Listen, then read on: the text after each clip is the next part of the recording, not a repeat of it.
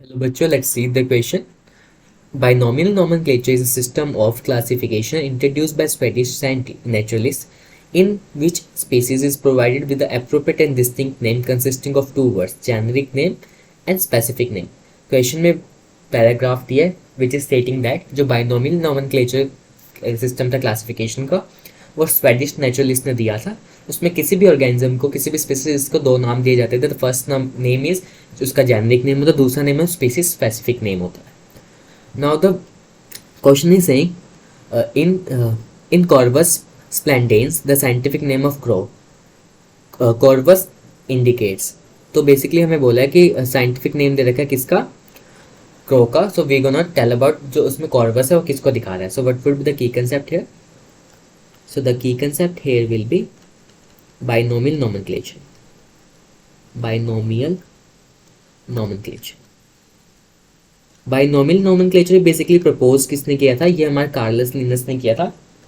Carolus Linus ने हमारा ये system basically binomial nomenclature propose किया था।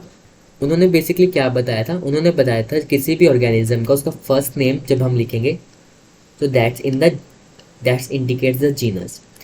जो सेकंड नेम लिखेंगे that is specific epithet in the very common word it is the name of species. अगर हम बात करें कॉर्वस